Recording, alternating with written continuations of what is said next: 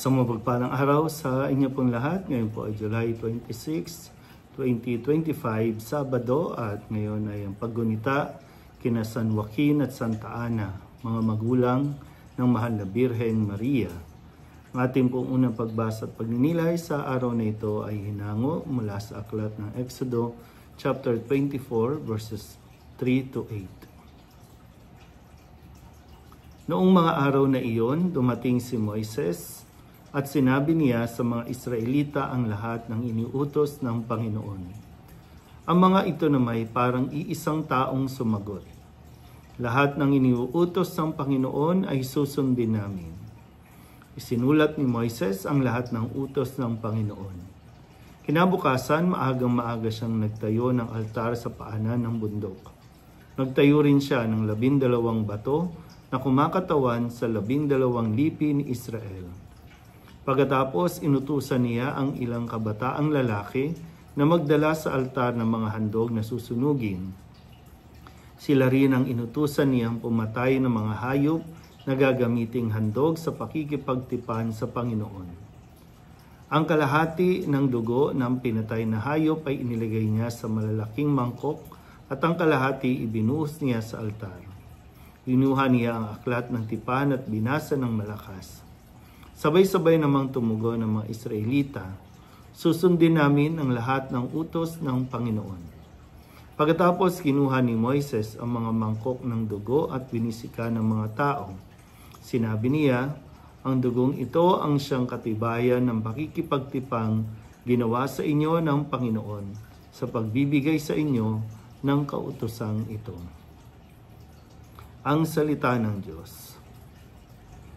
Muli po, isang mapagpalang araw sa inyo pong lahat sa pagpapatuloy po ng ating pagbasa sa aklat ng Exodo, kung saan ay natunghayan natin ang kanilang paglalakbay at ngayon ay sila ay patuloy na nasa disyerto at palipat-lipat ng bansa o bayan bago pa marating ang lupang pangako. At dito po ay muli pinaalala ni Moises sa mga Israelita ang pakikipagtipang ginawa ng Diyos. At ang tugon nga ng lahat ay sama-sama silang tumugon at sama-sama nilang isinigaw na susundin nila ang iniuutos ng Panginoon. At maganda rin na sa araw na ito, sa paggunita natin ng kapisahan ng mga magulang ni Maria, si San Joaquin at Santa Ana. Pag sinabing mga magulang, sila ay nakakatanda. At mahalagang bagay po na makita natin ang pagtanda ay isang biyaya ng Diyos. Pero kailangan ang pagtanda natin, sabi nga kailangan may pinagkakatandaan. Ibig sabihin, kung tumanda tayo, maganda na meron tayong wisdom o karunungan na may babahagi at maipapasa sa mga sumusunod na henerasyon. Hindi pwedeng tumanda lang tayo, tapos walang natututunan sa atin, wala man lang tayong maiwang payo, wala man lang mga kumbaga pamana. Kasi ang kala kasi natin, ang pamana ay puro material na bagay. Kailangan kapag matanda na, yung pamana, yung bahay, lupa, lahat na.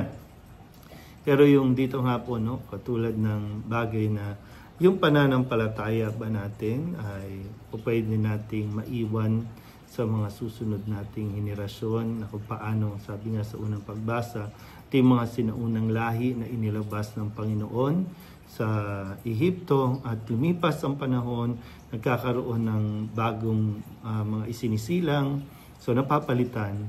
Pero yung mga tumatanda ba, bago man lang mawala sa mundong ito, ay naipasa nila ang pananampalataya at ang mga aral at kautusan na dapat sundin ay naituturo ba.